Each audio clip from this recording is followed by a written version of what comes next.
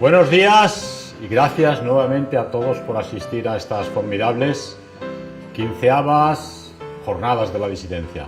15 años organizando estas jornadas suponen un monumento al organizador y sus colaboradores que han tenido la constancia y la lealtad de seguir con este trabajo indispensable en España y el enorme trabajo editorial, monumental también, que nos ofrece el organizador y Ediciones Fides. Y sobre todo nos ofrece la posibilidad de crear una comunidad de amigos, de camaradas, de connacionales, unidos por sentimientos, por ideales y por una lucha en común que nos va a todos. Tenía previsto tocar un tema de actualidad, cuál es la inmigración, pero lamentablemente la semana que acaba de finalizar hemos recibido una denuncia de la Fiscalía de Málaga y una citación judicial para un nuevo juicio por delitos de odio, donde se nos piden 3 años y medio de prisión, multa de 3.600 euros, prohibición de ejercer el derecho al sufragio, creo que me pierdo poca cosa, y prohibición de ejercer mi profesión.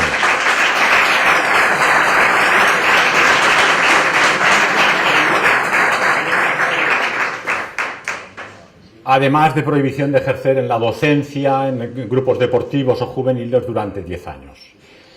Los abogados son como los médicos, como sabéis. Te dicen no bebas vino, pero si tienes a un buen amigo y un buen camarada, abres la botella de Rioja y brindas, aunque no seas bebedor. En política es igual, los abogados quieren lo mejor para ti y si por ellos fuera te quedarías en casa, sentado, leyendo a Calderón o a Cervantes, no todas sus obras, y sin molestar demasiado. Pero la vida y el mundo no son tan fáciles ni tan sencillos y, como ha dicho nuestro poeta, lo que queda de nosotros es lo que hacemos y lo que dejamos al marchar. De modo que el sentido de esta vida, de nuestra existencia, es dejar algo a las generaciones posteriores. De ahí que, a pesar de la salud que nos recomiendan los médicos y de la seguridad jurídica que nos recomiendan los abogados, hemos de dar un paso al frente y ponernos en la trinchera a luchar.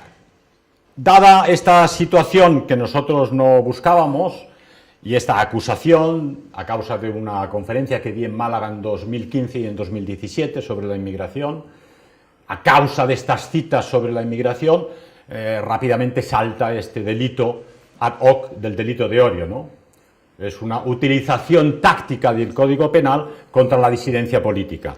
Antes de que la invasión se produjera incluso, ya imponían por doquier leyes para impedir que la población autóctona se pueda llegar a defender. Esta es la situación. Pero ¿quién nos ha dicho que persiguiéndonos nos neutralizarían? Son bastante ingenuos.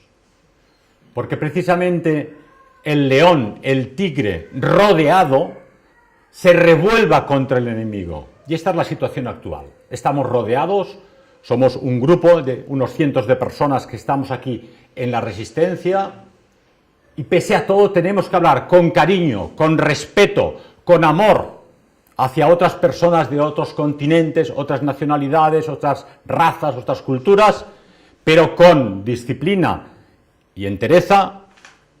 Esta es nuestra patria Europa, esta es nuestra cultura. Y no podemos cederos aquello que han hecho para nosotros nuestros padres, abuelos y antepasados gratuitamente, estúpidamente, para que quede destruido para las futuras generaciones. De ahí que hemos decidido seguir luchando. Sin embargo, voy a hacer un poco de caso a nuestros abogados y vamos a tocar un tema histórico. Un tema histórico que espero no resulte aburrido. Prometo que en una próxima conferencia no será un tema histórico. En la última conferencia que pronuncié en Valencia sobre qué es el nacionalsocialismo, intenté dar unas pinceladas de lo que realmente fue de forma documentada, de lo que realmente pretendían, y muchos me dijeron, pero ¿cómo es posible que aquello surgiera en aquella época? ¿Cómo fue posible el surgimiento del movimiento nacionalsocialista, del NSDAP, y el surgimiento de una personalidad como Hitler? No surge de la nada. Para ello hemos de hacer un retroceso y analizar la época anterior a ellos, que fue la República de Weimar y que yo he titulado para esta conferencia Una república fracasada. Antes que todo, todos habréis leído, tendréis algunas nociones de la Primera Guerra Mundial. Sabéis que Alemania, en teoría, perdió la guerra. Aquella pérdida de aquella guerra fue peculiar, porque como sabéis, cuando en 1918 se pide el armisticio, se firma el armisticio, Alemania había ya firmado la paz con las potencias orientales, con Rusia, que estaba sufriendo los problemas de la Revolución Soviética, y se dedicaba plenamente al frente occidental. Cuando firman el armisticio, las tropas del Kaiser están a 50 kilómetros de París. Las tropas alemanas están en naciones extranjeras y ningún ejército aliado pisaba territorio alemán. De modo que fue una situación curiosa. Los alemanes pensaron, vamos a firmar un armisticio, todas las potencias están agotadas, biológicamente con la pérdida de valiosas vidas juveniles y el agotamiento económico y militar. Y sin embargo, aquel armisticio se convirtió en una derrota de Alemania. Wilson, el presidente Wilson, un mentiroso sin igual, que prometió el oro y el moro a los alemanes y un tratado de Versalles lógico y razonable, rompió todas sus promesas. Finalmente se impone a Alemania un tratado draconiano, brutal, que le obliga a pagos de reparaciones de guerra hasta el año 2010. Hasta el año 2010, hace apenas una década, Alemania no dejó de pagar las reparaciones de guerra que se le impusieron en 1918. Esa es la situación de Alemania.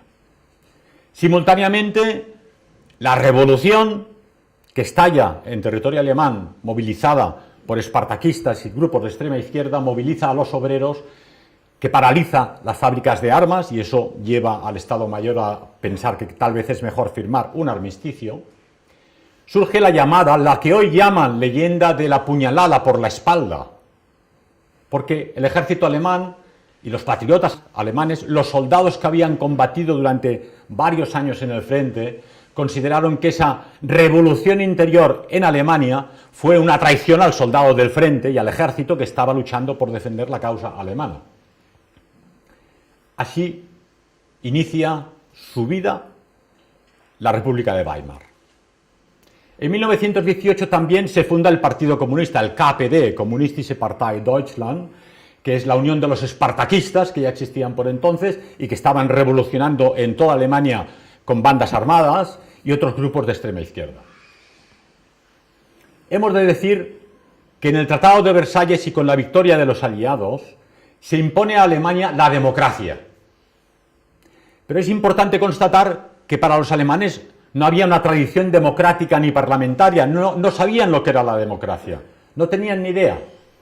Venían de la tradición prusiana, del orden, de la jerarquía, de los Junkers, del Kaiser, lo importante era obedecer al Estado, era una novedad. Y esta idea de la democracia parlamentaria que se introduce a la fuerza al pueblo alemán fracasa estrepitosamente. En la República de Weimar constatan los estudiosos, era una república que no era amada por nadie en Alemania. No solo no era amada por muchas capas del pueblo, era odiada realmente.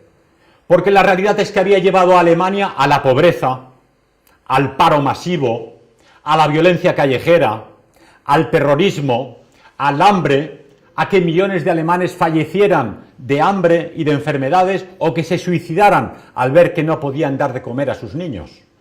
Esa era la realidad tangible de la República de Weimar. Y los alemanes eran conscientes de esa situación. Por lo demás, los trajines ir y venir en el Parlamento de un partido, del otro, del SPD, del KPD, de los de centro, de los cristianos, de los reaccionarios, de los monárquicos, no interesaba para nada a la población. La población había perdido el interés inicial con la revolución de 1918 en los parlamentarios y el Parlamento. No en vano, en la población alemana se hablaba del Parlamento como Affenhaus, la casa de los monos. No había respeto alguno por el Parlamento ni por la vida parlamentaria, que no solucionaba la vida ni los problemas de la población sencilla. Ningún partido político consiguió solventar los problemas de la población alemana durante la República de Weimar. Vamos a analizar en esa República de Weimar, entonces, una serie de hechos que son planteados hoy en día de una forma que es ficticia, que es errónea o que es falsa. Por ejemplo, se habla de que el Partido Comunista era un partido pacífico, democrático, que se presentaba a las elecciones, que tenía un gran apoyo popular, como efectivamente era. Pero lo que no se suele subrayar es que el Partido Comunista estaba en contacto directo con la Unión Soviética. Es más, se consideraba ya desde estamentos policiales de la República de Weimar y desde el Estado Mayor del Ejército que prácticamente eran un servicio secreto de los servicios secretos de la Unión Soviética. Los dirigentes del Partido Comunista Alemán eran formados en la Escuela Lenin de Moscú. Los cuadros de mando del Partido Comunista Alemán iban a tomar parte en las maniobras de guerra del Ejército Rojo en la Unión Soviética. La conexión era evidente. El miedo al comunismo en la República de Weimar era brutal en todos los estamentos. Y aquí hay que señalar que aún sufría la República de Weimar no solo de las trifulcas organizadas por el Partido Comunista, que llevaba a cabo actos terroristas reales, asesinatos de policías, de oponentes políticos, de nacionalsocialistas, de bombas, sino que la policía sabía que estaban organizando grandes depósitos de armas por toda Alemania. Solo en Berlín descubrieron 60 depósitos de dinamita, de armas, de municiones para la prevista revolución soviética. Es decir, el fin declarado del Partido Comunista Alemán era una república de consejos de soldados y de soviets, a semejanza de la Unión Soviética. Esa era la realidad que se vivía. Pero también es cierto, tenían 4 millones de votos, que para 1932 eran ya 6 millones de votos. Todos los gobiernos de la República de Weimar, incluido Eber, el presidente Eber del Partido Socialista, y evidentemente von Papen del Partido de Centro, o Schleicher, que era un militar, todos querían prohibir el Partido Comunista. Pero eran 4 millones de votos. De hecho, en una de las entrevistas de von Papen del Centro con Hitler, cuando ya han llegado al poder, dice, hay que prohibir el Partido Comunista. Y Hitler le contesta, eso no tiene importancia alguna, lo importante es convencer a los 6 millones de comunistas y absorberlos a la idea nacional con una auténtica política socialista que les integre su dignidad. Prohibir el Partido Comunista carece de sentido si no ganamos a las masas para la causa nacional. Que disfruten de mejoras sociales y que disfruten de los bienes culturales de la nación alemana de la que se sientan orgullosos. La República de Weimar sufre el problema de las antiguas estructuras del Kaiser. El presidente de Alemania era Hindenburg, como sabéis, un héroe de la Primera Guerra Mundial, que representaba al antiguo régimen, de alguna forma, y a su alrededor tenía, lógicamente, al ejército. El presidente del Reich era el comandante supremo del ejército alemán. El ejército alemán había sido reducido por el Tratado de Versalles a una pequeña unidad de 100.000 hombres. Imaginaros, el Partido Comunista tiene 4 millones de votos y militantes dispuestos a la lucha armada, y el ejército alemán tiene 100.000 hombres, no tiene más.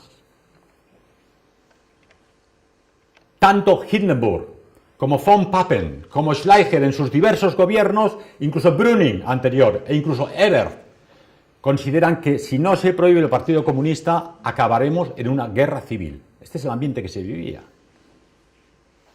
Se ha acusado a los alemanes de 1933 a 45 de haber creado campos de concentración. Pero se olvida decir que no era un invento alemán ni nacionalsocialista. El presidente Ebert del Partido Socialista en 1920 ya instaló campos de concentración en Alemania, preveyendo alborotos y guerra civil. Los campos de concentración no solo no eran un invento de Ebert. Es sabido que los británicos utilizaron campos de concentración en Sudáfrica para neutralizar a los Boer, a la población sudafricana holandesa, a la que dejaron morir de hambre en campos de concentración, encerraron mujeres y niños.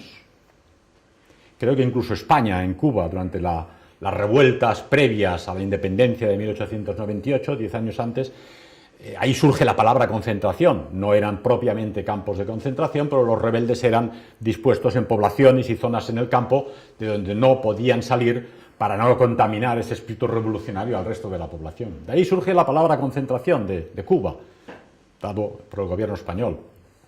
Sabéis todos vosotros que los norteamericanos instauraron numerosos campos de concentración en Estados Unidos para la población no solo alemana e italiana, sino para la población japonesa de pasaporte norteamericano, pero que tenía los ojos rasgados. Era un delito racial. Por ser japonés y tener los ojos rasgados, usted se va al campo de concentración. La mayoría de ellos, unos eran inmigrantes, pero otros eran sencillamente ciudadanos norteamericanos de origen racial nipón. Campo de concentración. Igualmente con Canadá. No hablemos de Francia, donde encerró a todos los alsacianos cuya identidad no estaba claro si eran franceses o eran alemanes después de la Primera Guerra Mundial, para neutralizar cualquier posible levantamiento, o los campos de concentración levantados por ellos mismos cuando en 1944 los alemanes se retiran para detener a todos los sospechosos de leales al régimen de Vichy. La guerra civil en Francia y en Italia después de la Guerra Mundial fueron brutales. Se cuentan cientos de miles de víctimas, 150.000 creo en Italia, 110.000 en Francia. Víctimas de la guerra civil de posguerra, de la que apenas se habla. Dentro de la República de Weimar tenemos esta introducción de una dictadura presidencial que es Hindenburg. Tanto Hindenburg como von Papen y los líderes de la derecha y del centro no tienen suficientes apoyos en el Parlamento. No tienen consigo a los nacionalsocialistas, no tienen consigo a los comunistas, y se apoyan en los decretos presidenciales. No deja de ser una dictadura presidencial. Y de hecho, es gracias a estos decretos presidenciales de los que los nacionalsocialistas aprenden. Ajá, el Partido Socialista utiliza los decretos presidenciales para desenchufar, desconectar al Parlamento en los largos debates que se alargarían eternamente e impedirían imponer las leyes. Lo hace Brüning, lo hace von Papen, lo hace Schleicher. Cuando llegan los nacionalsocialistas al poder se les acusa en 1934 y en 1933 del llamado Decreto para la Defensa del Pueblo y la Nación Alemana, que luego se convierte en Ley de Plenos Poderes. Pero esta Ley de Plenos Poderes, que ya había sido utilizada por los otros partidos e incluso por el presidente Hindenburg, Hitler, como en todo lo que hace, ordena que sea puesta a votación, y en marzo de 1933, apenas 3 meses después de llegar al poder, se presenta a las elecciones, que gana evidentemente por mayoría, ¿verdad? Y plantea también ese decreto de plenos poderes. De 547 diputados que hay en el Parlamento, 400 y pico votan a favor de la ley de plenos poderes. ¿Cómo es posible?, dirían hoy en día. Bueno, un dictador, claro, un dictador hace lo que quiere y decreta. Estoy diciendo que todo esto venía heredado de los gobiernos y las cancillerías anteriores y del mismo presidente. Que los diputados de todos los partidos, a excepción lógicamente del Partido Comunista y de los del Partido Socialista, votaron a favor de la ley de plenos poderes. El Partido de Centro, el Partido Cristiano Nacional, el Partido de la Derecha, el Partido Nacional Socialista. Se dice, bueno, claro, es que encerraron a los diputados del Partido Socialista y no pudieron oponerse. Muchos diputados del Partido Socialista ya se habían ido de Alemania porque no querían estar voluntariamente, aunque tenían todavía el papel de diputado en el Parlamento, entonces no se presentaron a votar, lógicamente. Pero a pesar de todo, y aun suponiendo que hubiese votado el Partido Socialista y el Partido Comunista, habrían obtenido 2/3 de los diputados del Parlamento para esta ley de plenos poderes. Otra de las acusaciones que se hace al Partido Nacional Socialista es de contar con una milicia militar armada, la SA. Pero se olvidan los investigadores que en la República de Weimar el KPD tenía el Rotfrontkämpfer, los luchadores del Frente Rojo, que eran exactamente la SA del Partido Comunista, pero que eran mucho más violentos, mucho más provocadores, y que consideraban que todo enfrentamiento en la calle con la SA o con la policía era un entrenamiento para el futuro levantamiento soviético. Era una práctica de deporte, cosa que la SA nunca hizo, y Hitler lo prohibió taxativamente. Como sabéis, después del Putsch de Múnich, él entra en prisión, sale de prisión. En 1925 se refunda el Partido Nacional Socialista y dice claramente: el camino hacia el poder nos lo señala la ley, y hace un juramento de respetar la legislación vigente. Consigue hábilmente llegar al poder respetando toda la legislación vigente en la República de Weimar y la Constitución.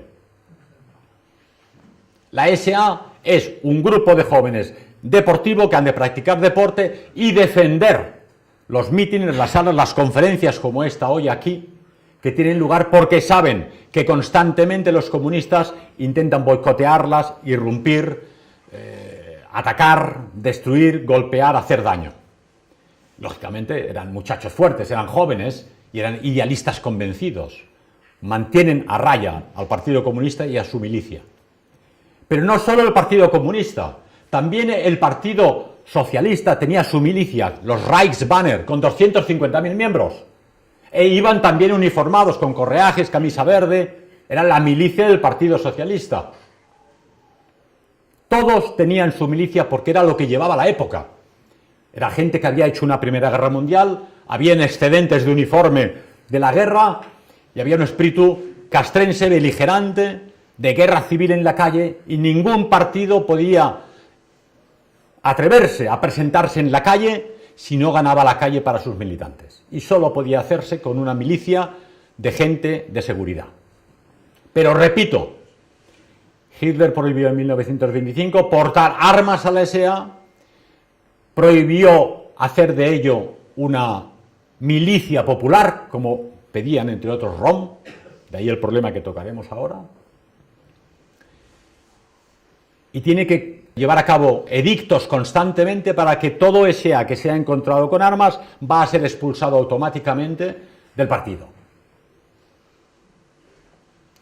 4 millones de SA, se dice pronto. 4 millones y medio cuando tiene lugar el Putsch de Rom. 4 millones y medio de miembros de la SA. Pensar, el ejército alemán tiene 100.000 hombres. ¿Qué ocurre allí? Allí hay una triple lucha en aquella República de Weimar. No los nacionalsocialistas. Ebert, del Partido Socialista, inicia un rearme ilegal del ejército alemán. Sabéis que el Tratado de Versalles había prohibido dicho rearme. E inician la construcción, por ejemplo, de los acorazados de bolsillo, que serían famosos en la Guerra Mundial. No los construyó Hitler. El Deutschland, por ejemplo, que fue el primero de ellos, estuvo aquí en la Guerra de España, creo, cerca del puerto de Barcelona y en Mallorca, ayudando a las tropas de Franco, ¿verdad? Hubo votaciones si se financiaba o no, claro, eran cifras millonarias, un primer pago para la botadura y la construcción del acorazado de bolsillo Deutschland. El Partido Socialista votó a favor, a pesar de que en su programa político y en todas las elecciones decían: nosotros estamos en contra del rearme y en contra de la pena de muerte.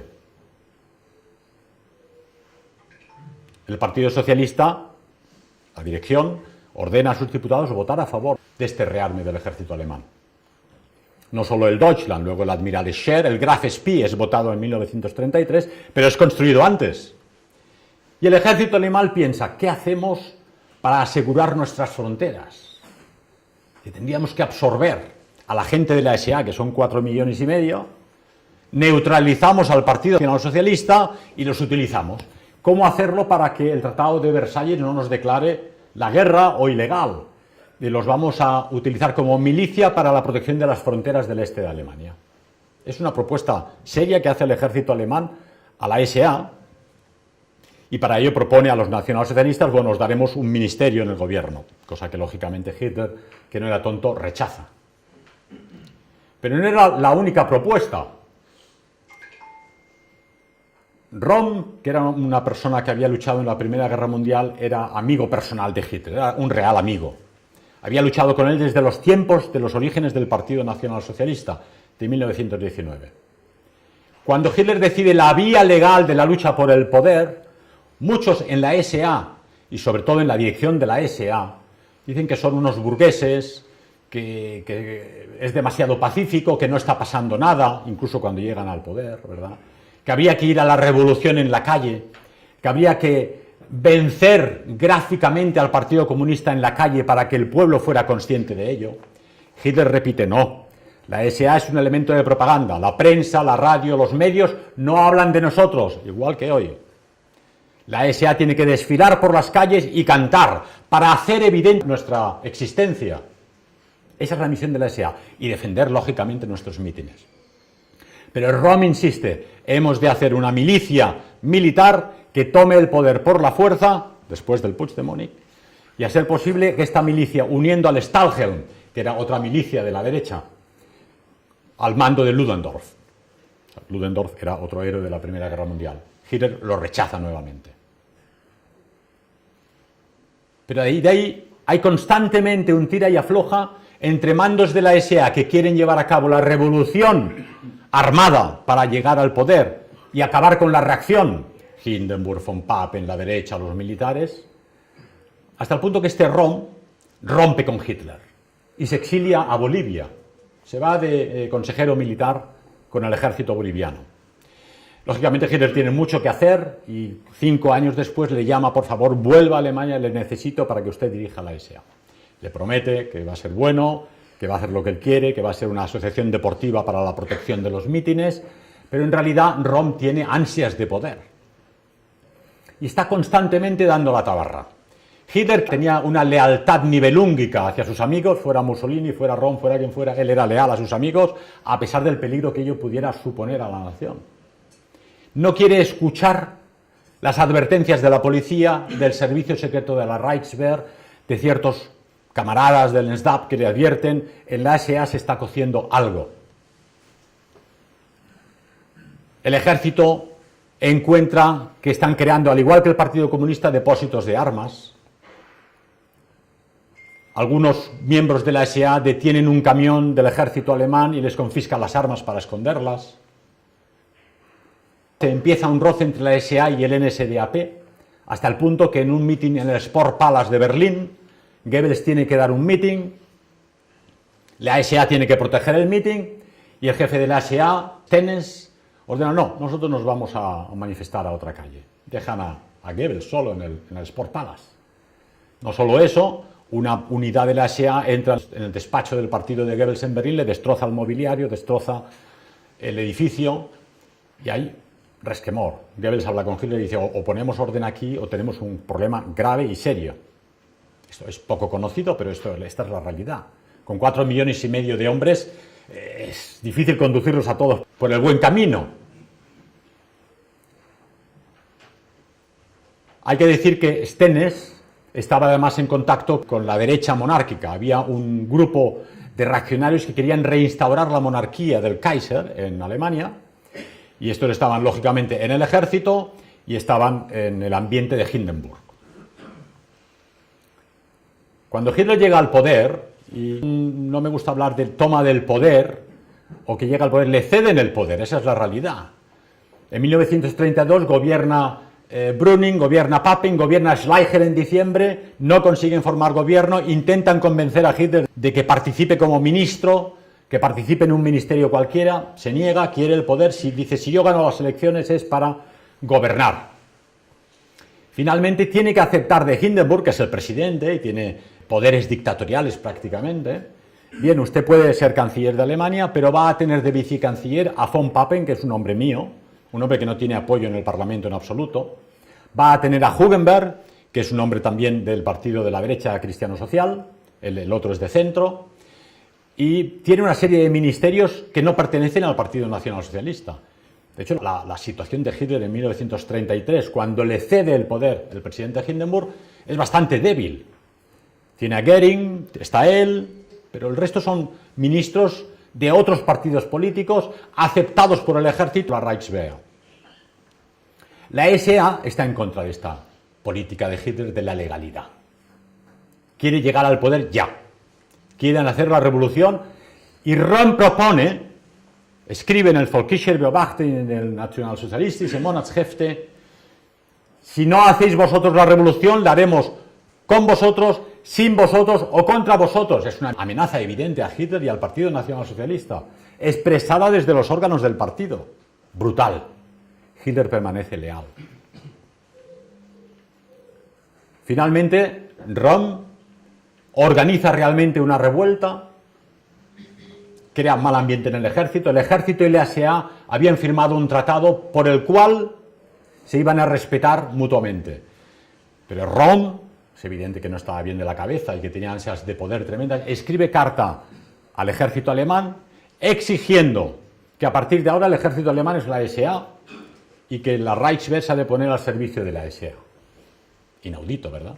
Crea mal ambiente. Reichenau, Blomberg, que era otro ministro de defensa en el gobierno de Hitler, que había impuesto Hindenburg, dicen, esto es una declaración de guerra civil. Entonces, el ejército alemán está preparándose para la guerra civil contra el Partido Comunista, del que se espera una revolución inmediata, y con las amenazas de la SA, que quiere ser el nuevo ejército de Alemania. Hitler toma cartas en el asunto, le dice que esto no puede ser, que sean buenos, que no hagan tonterías, pero Röhm continúa. No solo eso, comete el error tremendo de tomar contacto con Francia, una potencia extranjera. Pensad que para Francia en ese momento el enemigo número uno del país era Alemania. Y un representante del partido más importante de Alemania toma contacto con una potencia extranjera. Eso le costará la vida, lógicamente, porque cuando la noche famosa de los cuchillos largos, del 30 de junio de 1934, se ordena finalmente, y a pesar de las reticencias y la resistencia de Hitler, la detención de estos jefes de la SA traidores, por ley constitucional de la República de Weimar, Hitler, que era canciller, tenía el derecho de ejercer la justicia militar. No es lo mismo la justicia civil, como sabéis, que la justicia de guerra. Consideraron a Röhm un traidor a la patria, no solo al canciller, no solo al gobierno, no solo a su partido, el NSDAP, no solo a su amigo de hacía de años, sino que era un traidor a la patria, porque estaba dando información sobre el ejército alemán a una potencia extranjera. Pese a todo, en una lista que organiza Bormann para Sepp Dietrich, que es el que lleva a cabo las detenciones de los SA, Hitler de su puño y letra pone una crucecita en verde a todos los que por traición han de ser encerrados en prisión y en su caso ejecutados, pero no se la pone a Röhm. Se niega a hacer ejecutar a Röhm. Finalmente le convencen Göring, le convence Hess que un juicio show público que se alargase a lo largo de meses y de años dañaría al gobierno alemán, dañaría a la nación alemana. Finalmente Röhm es ejecutado. Como sabéis, estaban reunidos en Bad Wiese todos estos jefes revolucionarios de la SA, que lamentablemente Röhm se conocía, se sabía, pero quedó evidenciado en un juicio, era homosexual. Eso no supone un problema grave si es una homosexualidad que él lleva privadamente en su casa. Y los que le explican a Hitler la situación dicen, a mí eso me importa un bledo, es su problema, mientras sea leal al partido y lleve a cabo la lucha política que necesitamos. Pero es evidente que había un mal ambiente. Hindenburg, por ejemplo, no los podía ver a los homosexuales, en el ejército alemán tampoco, y la cosa no estaba tan normalizada como hoy. Hoy lo tenemos como aceptado, es normal, hay gente que tiene estas tendencias sexuales, cada cual que haga lo que le dé la gana. Pero en aquella época no. Pensar que el Código Penal alemán de la época castigaba la homosexualidad, una ley que estuvo vigente hasta 1994. Hace 4 días, como que dice, ¿verdad? Hoy en día sería impensable, ¿verdad? Pero eso creó un mal ambiente en el partido, realmente. Y cuando llega la policía con Sepp Dietrich y con Hitler y detienen a estos jefes de las, los encuentran en plena orgía, entre ellos y con chicos jóvenes. O sea, horroroso, ¿no? Hitler declarará al ejército alemán, ha sido la peor situación de mi vida, no podía imaginarme que algo así fuera posible, y ha sido francamente asqueroso. Pero bien, tema aparte, ese es el tema de la SA y de la revolución. También formaba parte de la debilidad de la República de Weimar, ¿no? El otro tema que se ha discutido falsamente sobre el nacionalsocialismo cuando llegó al poder es la imposición de una dictadura. Hemos hablado que ya el presidente Hindenburg ejercía, de hecho, una dictadura presidencial y que el presidente Ebert llevó a cabo una dictadura presidencial, así como los cancilleres siguientes, ¿no? No solo eso, eso incluye el tema de la pena de muerte, por ejemplo. Hoy tenemos bastante asumido también, afortunadamente, que la pena de muerte es un atraso jurídico, que la gente puede llegar a ser redimida tal vez en el futuro y que la pena de muerte supone que no puedes llegar a esa redención porque se ha acabado la posibilidad de redimir a una persona, ¿no? En cualquier caso, hoy en día en el mundo jurídico se piensa que la pena de muerte es un error. Pero en aquella época no era así. No era así. La pena de muerte existía en el mundo entero y existía en Alemania. ¿Impusieron los nacionalsocialistas la pena de muerte? Error. Nuevamente Ebert, del Partido Socialista, llevó a cabo 200 ejecuciones durante su época de gobierno en la República de Weimar. 200. Mientras que en el programa del Partido Socialista se hablaba, el Partido Socialista está en contra de la pena de muerte. La excusa fue, conocéis seguramente la historia del famoso vampiro de Düsseldorf. Habréis visto quizá una película clásica de los años 20 del vampiro de Düsseldorf, ¿no? Era un degenerado, un asesino que secuestraba niños y niñas, los violaba y le llamaban el vampiro de Düsseldorf porque cuando él confesó finalmente en el juicio, parece ser que incluso les chupaba la sangre, estaba sonado este hombre, ¿no? En cualquier caso, era un caso único. Finalmente, después de años que es perseguido, la policía le detiene, él confiesa no solo aquel crimen por el que fue detenido, sino todos los crímenes que había llevado a cabo y acompañó a la policía a los lugares donde los había matado, los había violado. Horroroso. Claro, en el pueblo alemán, en el gobierno, en la situación de la nación era, este hombre se merece la pena de muerte, ¿no? Y Ebert firma, a pesar de que la abogacía del vampiro de Düsseldorf y los defensores del no a la pena de muerte exigían que paralizasen esa ejecución, Ebert firma la pena de muerte. Y gracias a la ejecución del vampiro de Düsseldorf y a esa neointroducción de la pena de muerte se queda. Vino para quedarse en la República de Weimar y de hecho fue utilizada a lo largo de los años que duró la República de Weimar. Entonces, el nacionalsocialismo no introdujo la pena de muerte en Alemania, sino que la mantuvo. Cuando Hitler llega al poder, muy interesante para comparar, ¿verdad? Reduce drásticamente la criminalidad en las calles. Ya no había enfrentamientos de partidos políticos, no había robos, no había bombas, no había pistolas. Y reduce drásticamente la criminalidad. ¿Cómo lo hizo? Con una posición draconiana de la legislación. Aplicaban la ley de forma muy dura. Dice, bueno, es que esto hoy en día quizá no es democrático, sí, pero es que estabas en una República de Weimar donde la calle es un desastre, nadie se atrevía a salir a la calle con tranquilidad, menos después de la historia del vampiro de Düsseldorf. Y gracias a su gobierno, al margen de que uno esté en contra o a favor, como sabéis yo no puedo hablar a favor de este gobierno porque me cae un tercer juicio, pero la realidad taxativa es que la criminalidad bajó. Y si comparas el número de detenciones y de ejecuciones de la República de Weimar del año anterior, 1932, con 1933, pues es muy similar. Y luego en 1938 baja radicalmente la criminalidad, bajan las detenciones y bajan las ejecuciones. ¿En qué se basan para hablar de esa dicotomía entre la buena República de Weimar? Pensar que en Occidente, hoy en día, en todas partes, en los libros de texto, se os habla de los dorados 20, magnífico, se podía bailar el charleston, se podía beber, uno se podía divertir, las chicas iban vestidas con vestidos de moda, ajustados al cuerpo, era una maravilla, había clubs nocturnos, discotecas, la maravilla de los años 20. Pero eso es para los ricos, para los poderosos, para los que disfrutaban de la República de Weimar, no para los 6,5 millones de parados que sufrían en la República de Weimar el hambre, la necesidad, el frío y la injusticia de las calles. Eso hay que tenerlo claro. Los dorados 20 son una mentira. La República de Weimar fue el caos para la población alemana. ¿En qué se basan, pues, para decir, no, en la República de Weimar hubo menos víctimas que durante el gobierno nacionalsocialista? En el Tribunal Popular. Cuando llega Hitler al poder, instaura además el Volksgerichtshof, Tribunal Popular, que es conocido por todos solo por un caso. El juez Freisler pegando gritos a los traidores de la bomba de 1944, estentóreamente. Les grita, les dice de todo, que son unos traidores, unos sinvergüenzas, por atentar contra el Führer y poner una bomba. Esto es lo que se sabe del Tribunal Popular.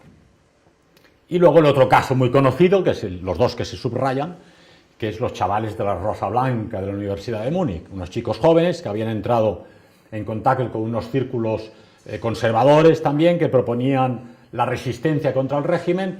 Estos chicos, en su inocencia, reparten propaganda en la facultad de Múnich, la policía los localiza, los detienen, y lógicamente es tiempo de guerra. No estamos hablando de tiempo de paz. Ya ha estallado la guerra mundial. Como sabéis, cuando estalla una guerra se instaura el derecho de guerra, y el derecho de guerra es otra historia. Por delitos que en época de paz apenas sería un hurto o apenas sería un pequeño robo, en época de guerra te cuesta la vida. Pero esto es así, aquí en Pernambuco, en la República de Weimar y en la Alemania nacionalsocialista. ¿Qué es lo que no nos dicen los libros de texto? Que estos dos casos, los resistentes del 20 de julio del 44 o los chavales de la Rosa Blanca, fueron la minoría de las víctimas del Tribunal Popular. Solo un tercio de las condenas, creo que hubo 16.000 condenas en total hasta 1944, de los cuales hubo 5.000 ejecuciones. Solo un tercio fueron ejecutados. Y nos dicen también que hubo absoluciones. Es decir, el Tribunal Popular absolvía a gente que era acusada por alguien por un delito contra el pueblo y la nación, y eran absueltos si no había pruebas contra ellos. ¿Cuál era la misión del Tribunal Popular, del famoso Freisler?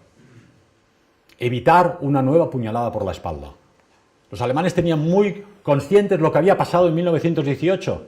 Aquella guerra no la perdió el ejército en el frente, no la perdió el Estado Mayor, que demostró en todo momento ser superior a los aliados, la perdimos en el frente interior, la puñalada por la espalda. Los comunistas, los revoltosos, los revolucionarios, y en el Tercer Reich tuvieron claro, una segunda puñalada por la espalda no la vamos a permitir. Esa era la misión. ¿Qué perseguía el Tribunal Popular? Sabotaje, lógico. Perseguía no ayudar a las víctimas de los bombardeos, condenado por el Tribunal Popular. Intentar liberar territorios ocupados o en un protectorado, por ejemplo en los Sudetes o en Checoslovaquia, pues checos que intentaban liberarse de la potencia alemana en tiempo de guerra, Tribunal Popular, probablemente ejecución. Y lógicamente no habían desaparecido ni los criminales, ni los violadores, ni los ladrones, ni los asesinos, ni los pedófilos. La humanidad es así. La mayoría de las víctimas de los tribunales alemanes, según las estadísticas existentes, eran delincuentes comunes. 3/4 partes de los delincuentes que estaban en prisiones alemanas o en los campos de concentración eran delincuentes comunes. ¿Cómo funcionaba la situación? Hasta 1936, desde el 33, aquel que era detenido por algún delito, si lo repetía una segunda vez, acababa en Schutzhaft, que es en detención preventiva en un campo de concentración, porque era repetido. Porque, hombre, solo 2 veces, bueno, 2 veces, pero tenían que imponer una legislación dura para acabar con el caos existente. Te permitían delinquir una vez. Si delinquías 2 veces, acababas en Dachau. Es lo que había. Te salía a cuenta no delinquir. Muchos delincuentes lo entendieron, lógicamente. Y esta fue, a nivel político, la misión del Tribunal Popular. Me diréis, bueno, pero en el Tercer Reich, además, inventaron los campos de concentración, inventaron la dictadura, inventaron el Tribunal Popular y no consiguieron, pese a todo, imponer la paz. Es cierto, en 1933 el Partido Comunista, que había sido prohibido por deseo del presidente Hindenburg, no fue ni siquiera Hitler el que lo prohibió porque consideraba que había que ganarse a los militantes. Existía una financiación del Comintern hacia los 10.000 militantes del Partido Comunista que seguían en Alemania preparándose para la revolución. De hecho, en diciembre del 32, en enero del 33, hasta diciembre del 33, todo el mundo, los servicios secretos, la policía, el ejército, decía, ¿cuándo van a empezar la revolución comunista? Porque la creían inminente. Tienen el apoyo financiero, financiaban las embajadas rusas en Alemania, financiaba al Partido Comunista, delegaciones comerciales financiaban al Partido Comunista. La posibilidad era latente y era real. ¿Cómo consiguieron neutralizar esta situación? Primero prohibiendo al Partido Comunista, lógicamente, y deteniendo a aquellos militantes que eran irrazonables. Hay que decir, por ejemplo, que si bien es cierto que en 1933 muchos militantes comunistas fueron detenidos y enviados a campos de concentración, la ley obligaba a revisar esa pena cada 3 meses. Cada 3 meses tenía que revisarse la causa de la detención y si la detención estaba teniendo éxito para redimir a esta persona. Se olvida también muy a menudo que en Navidad de 1933 Göring ordenó soltar a 5.000 presos políticos del campo de concentración de Dachau. lo que no es poco, y que en 1934 repitió la acción con otros 2.000, y que constantemente estos presos podían ser redimidos y puestos en libertad, pero lógicamente no podían hacer actividades políticas comunistas en contra del gobierno. Esta es la situación que nos encontramos previa a la llegada del nacionalsocialismo al poder. Existía otro peligro importante, que era el golpe de los monárquicos. Tanto von Papen como Schleicher, como partes del ejército, querían dar un golpe de Estado para imponer de nuevo la monarquía. Hindenburg estaba en contra, los nacionalsocialistas estaban lógicamente en contra, y hay un momento en que Hitler defiende la democracia en la República de Weimar y escribe una carta a Hindenburg diciéndole: están ustedes gobernando con el parágrafo 4G, creo que era, que daba plenos poderes al presidente del Reich, y le dice: gobernando así se desconecta el Parlamento. En realidad lo que Hitler tenía miedo es que los monárquicos dieran un golpe de Estado haciendo uso de este parágrafo 4G que permitía al ejército y al presidente plenos poderes, ¿no? Ese golpe de Estado era también real. Pensar que Schleicher, el último gobierno de la República de Weimar en diciembre del 32, pretendía también él utilizar a la SA para dicho golpe de Estado. Es decir, conseguir poner a la SA en el ejército para utilizarla para el golpe de Estado de los monárquicos. Y sobre todo, separar la SA del NSDAP, debilitando al NSDAP, ¿verdad? Es cierto que había existido siempre, como he explicado antes, una dicotomía entre el NSDAP y la SA. La SA eran unos muchachotes con espíritu de cuerpo, era un grupo potente, ¿verdad? Y consideraban que los civiles, los burócratas del partido, los Gauleiter, tenían demasiado poder. Llegó un momento que exigieron del partido que gente de la SA fuera presentada como diputados en el Parlamento, ¿verdad? No solo eso, defendían los mítines nacionalsocialistas en la República de Weimar de forma voluntaria, porque eran miembros del partido, pero llegó un momento que dijeron: queremos cobrar, nosotros defenderemos los mítines del partido, pero cobrando, ¿no? Una afrenta, lógicamente.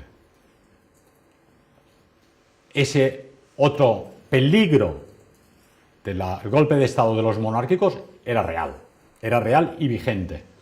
Y de hecho ese fue el motivo de que este Schleicher acabase en 1934 entre los ejecutados por la revuelta de Rom.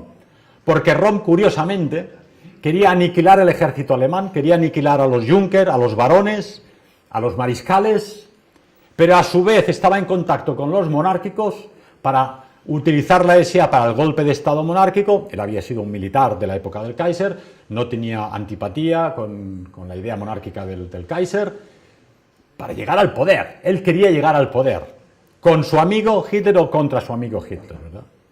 Este era otro riesgo de la República de Weimar, ¿no? Entonces, hemos visto en un pequeño repaso a vuela pluma que en la República de Weimar la población pasaba hambre, pasaba penurias, había paro, había suicidios, había terrorismo, había matanzas. Los enfrentamientos políticos eran continuos, no se recuerda en los textos ni en los libros de texto que el Partido Comunista llevaba a cabo 3 veces más ataques a mítines políticos que el nacionalsocialista, por ejemplo, que era una política que ellos no consideraban atacar mítines del enemigo político, sino defender los propios, que habían causado 3 veces más víctimas entre la policía. Hay unos 800 policías víctimas del Partido Comunista y unos 150 de la SA, no sabemos si en enfrentamientos defensivos o no.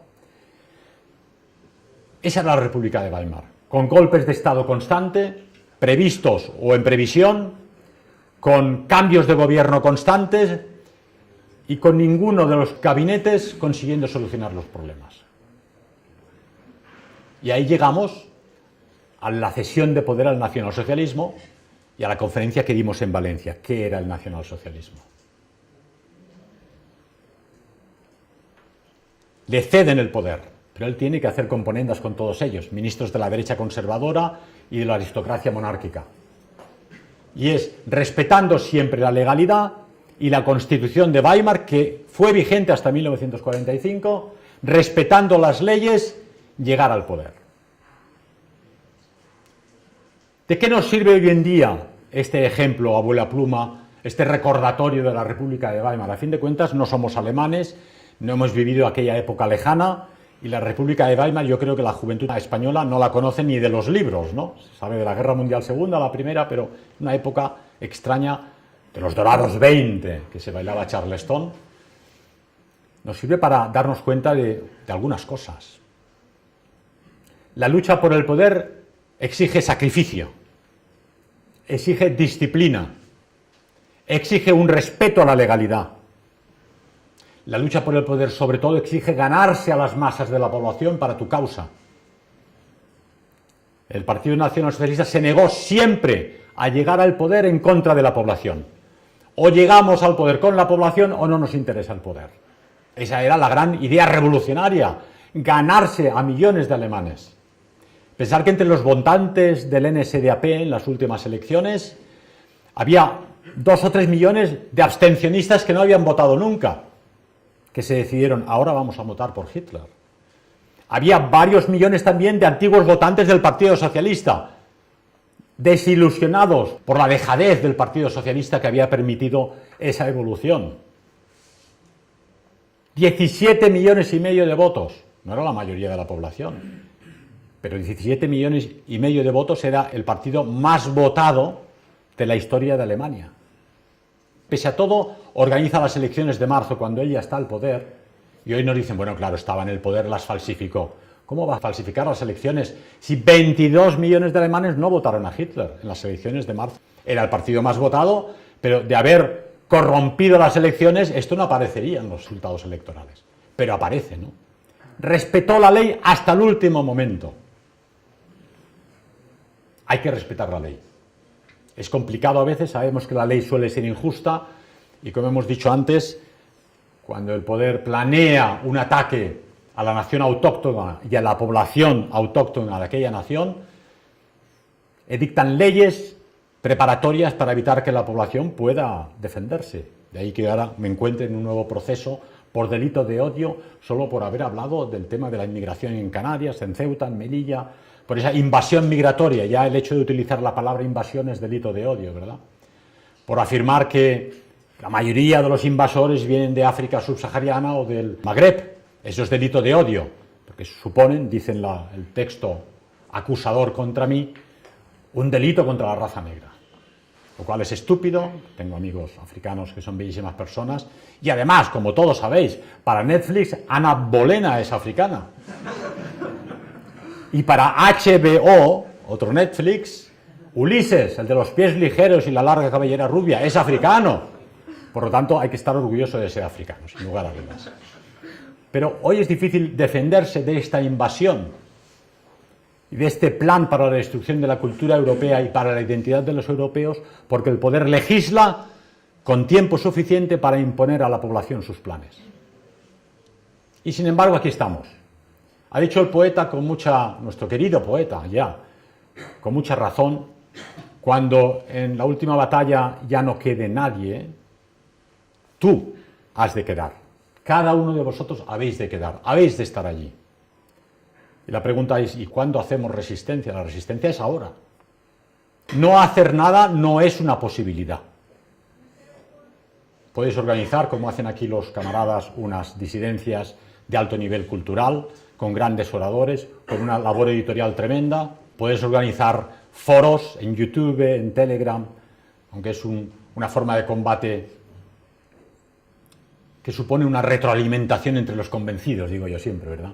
Hay personas que piensan que si envían muchos WhatsApps cada día ya ha hecho la revolución. Entonces realmente WhatsApp no nos va a sacar del atolladero en que nos encontramos. Sirve para estar en contacto y sirve para que el enemigo espíe todo lo que decimos. Así que pasaros a Signal, pasaros a Threema, pasaros a Telegram. Y pese a todo, el sistema va aprendiendo. Ayer me enviaba un audio un amigo, un chico joven de una organización cristiana en Alemania, dice, Pedro, me acaban de entrar la policía en casa. Un chico que no ha hecho nada en su vida. Digo, ¿pero por qué? Se han llevado el ordenador, han puesto la casa patas arriba, se han llevado el tablet, estoy preocupadísimo, ¿pero qué has hecho? Dice, pues el 7 de septiembre fui a una manifestación delante de un colegio o de un hospital para luchar y convencer a las personas de que no llevasen a los niños a vacunarse. Eso es todo lo que he hecho. Increíble, ¿verdad? Yo no sé si hay que ponerse las vacunas o no, no nos vamos a meter en ese berenjenal hoy aquí, Pero en cualquier caso, el derecho de las personas a defender a los niños, él dice, por defender a los niños me encuentro ahora procesado. Es increíble, es increíble. Yo he dicho en broma en algún lugar, pero habrá que tomarlo en serio, los no vacunados de hoy son los nazis de mañana. Porque prácticamente en Austria están anunciando campos de concentración para los no vacunados. Están haciendo lockdown, encierros para los no vacunados. En Suiza, en Alemania, vamos a ver en España, gracias a Dios, entre comillas, el 80% de la población ya está vacunada, igual se olvidan de los no vacunados. Pero si uno ve la televisión, no se olvidan de ellos, ¿no? Cada uno de vosotros puede vacunarse si quiere o no vacunarse. Pero el hecho de que nos obliguen a la fuerza a llevar a cabo una acción contra mi propio cuerpo, que es de mi propiedad, que es mío, que es mi salud, que es mi información privada, que no interesa a nadie, eso es inaudito, es antidemocrático. Es una dictadura presidencial como la que instauró Hindenburg en la República de Weimar. Y contra eso nosotros nos resistimos. Porque si ahora aceptamos la dictadura sanitaria de que metan en campos de concentración, de reeducación o en lockdowns a la población que no quiera vacunarse, pronto nos encerrarán con cualquier otra excusa. Por ejemplo, este chico que ha ido a una manifestación de cristianos delante de un hospital. Inaudito realmente. Se ha dicho aquí, el presentador de la obra de Maika Padial, que al final somos lo que hacemos y somos lo que dejamos. ¿Qué vais a dejar todos vosotros para el futuro, para vuestros hijos, para las generaciones venideras? Yo os recomiendo que dejéis un gran sentido de amor, de cariño hacia las personas, de amor a la belleza, de amor a la verdad, de amor a la verdad histórica, de empatía hacia las personas, sea cual sea su raza, su cultura, su origen, incluso de los supuestos enemigos políticos. Eso lo podéis dejar, pero reafirmando siempre vuestras convicciones y luchando siempre por vuestra patria, por vuestra nación, por vuestra raza, que os ha dado la vida, que os ha dado la cultura, que os ha dado el idioma, que os ha dado la posibilidad de tener un futuro. Porque si no lucháis ahora, en el futuro no podréis ya arrepentiros de lo que no habéis luchado. La lucha es aquí y ahora, en cuanto salgáis por esta puerta, cada uno de vosotros ha de ser un resistente por la civilización cristiana y la cultura europea. Gracias por vuestra asistencia.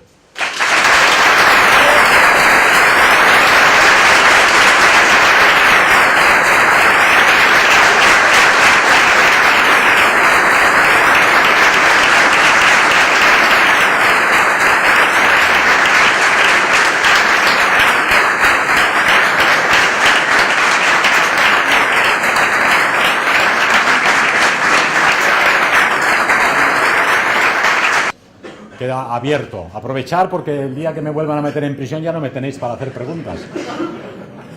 Bueno, en cualquier caso, yo me alegraré de que enviéis muchas cartas que hacen mucha compañía en el talego, que llaman. ¿No cree que esta invasión de extranjeros tiene mucha relación con la falta de natalidad y que nadie se ocupa de ello? ¿No se investiga por qué cayó a partir de la muerte de Franco? Sin lugar a dudas, hablaba ayer con una persona que os ha visitado, que estaba en el Consejo de Europa, en la burocracia de la Unión Europea, y decía que, hablando con ellos en una de las reuniones, explicaban claramente que hacían falta 50 millones de inmigrantes africanos. Es una barbaridad, es una brutalidad. Él hizo un escrito poniendo en entredicho esto, pero no se atrevieron a contradecirle siquiera, ¿no? Pero es evidente que si fuera cierto que Europa y España necesita esos 50 millones de inmigrantes de África, habría sido más económico, más barato, más natural y más normal que los diversos gobiernos democráticos hubiesen financiado a las mamás europeas poder tener niños.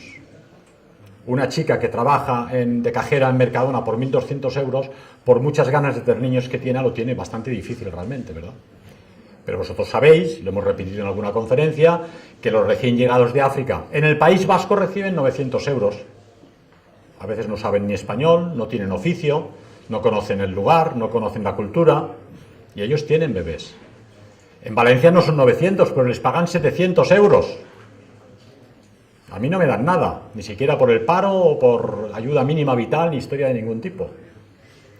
Y en el resto de España, pues no serán 700, pero cobran un dinero. Yo creo que efectivamente, si tú aceptas a alguien que venga, no lo puedes dejar tirado en la calle. En eso estoy de acuerdo. La pregunta es que, ¿por qué les dejas venir si no son de aquí? Y los de aquí no tienen bebés por faltas de ayudas. En la época de nuestros padres y nuestros abuelos, la gente tenía familias numerosas. Solo había un ingreso, que era el de papá. Pagaba los colegios, los zapatos, los pantalones de todos los niños. Mamá estaba en casa con los niños porque ser mamá es ser directivo de una empresa 24 horas al día, 7 días a la semana, pero sin sueldo. Y sobre todo hoy en día, sin reconocimiento social. Prácticamente ser mamá, tener niños y estar en casa es una afrenta. Estoy convencido de que hay muchas chicas que quisieran tener niños y se avergüenzan de decírselo a sus compañeras de trabajo.